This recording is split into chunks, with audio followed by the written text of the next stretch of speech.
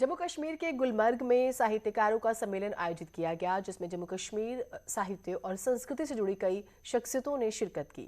इस महोत्सव का मकसद कश्मीरी साहित्य के संदेश को दुनिया तक पहुंचाना है। कश्मीरी साहित्य का संदेश, जम्मू कश्मीर साहित्य का सफरनामा, संस्कृति, साहित्य और शख्सियत।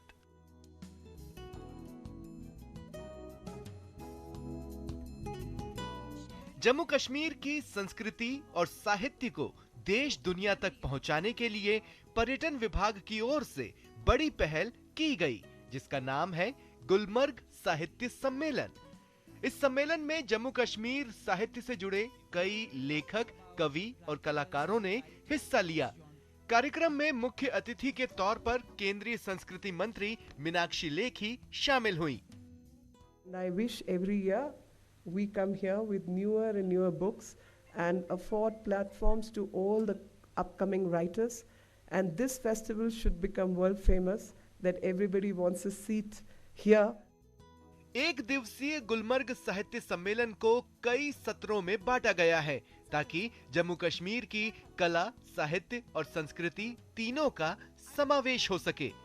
पहले सत्र में मॉडरेटर अर्जुन, कंचन बैनर्जी, अनुजा चंद्रमौली, कोरल दास गुप्ता और नील डिसिल्वा ने अपनी लेखन यात्रा को विस्तार से बताया। I've been very fortunate to find an editor. So writers may write books, but editors are the ones who make the books what they are. Indian publishing industry was opening up for Indian authors for the first time in a big way. There was a film script I was working on, which didn't happen. I converted that into a book, and that went on to become a huge hit. People would never guess it. I think I use mythology like some sort of smoke screen.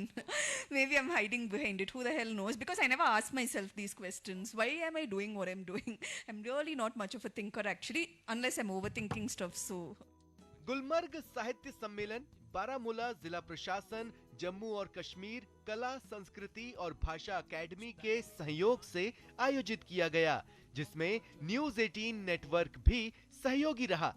इस सम्मेलन का मकसद जम्मू कश्मीर के साहित्य का संदेश दुनिया तक पहुंचाना है। Bureau report, news 18 network.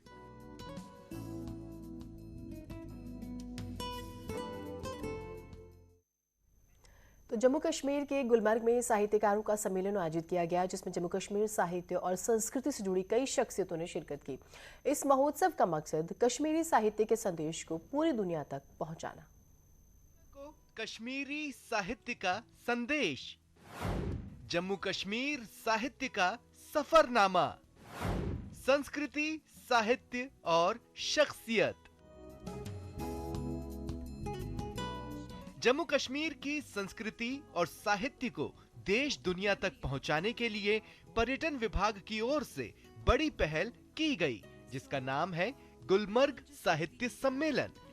इस सम्मेलन में जम्मू कश्मीर साहित्य से जुड़े कई लेखक, कवि और कलाकारों ने हिस्सा लिया।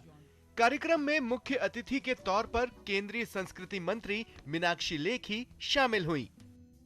I wish every year we come here with newer and newer books and afford platforms to all the upcoming writers, and this festival should become world famous, that everybody wants a seat here. दूसरे सत्र में पौराणिक कथाओं, romance, संस्मरणों, इतिहास, कल्पना और लोक कथाओं पर चर्चा की गई, जिसमें नील डिसिल्वा, प्रदीपिका सारस्वत, रुचिरा चौधरी, रेणु कौल, कोरल दास गुप्ता ने हिस्सा लिया। About Mission Schengen, what is it about?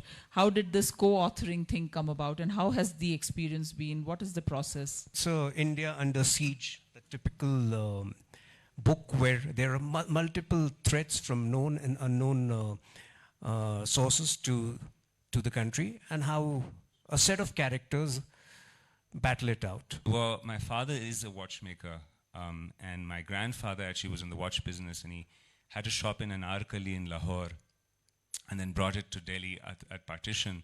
So it's a very private partition narrative comprising of 10 stories.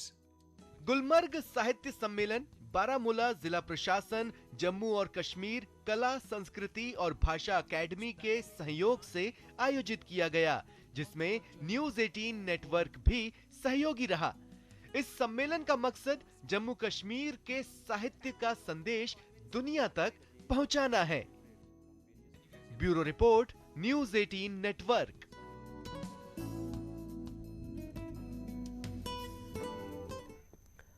और अब बात जम्मू कश्मीर के गुलमर्ग में आयोजित साहित्यकारों के सम्मेलन की, जिसमें कई जानी मानी हस्तियों ने शिरकत की और अपने लेखन के अनुभव को साझा किया।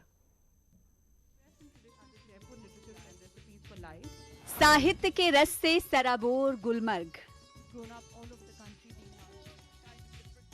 साहित्य की नजर से देखिए कश्मीर। साहित्यकारों ने साझा किया अनुभव। ये तस्वीरें जम्मू कश्मीर के गुलमर्ग में आयोजित सम्मेलन की हैं।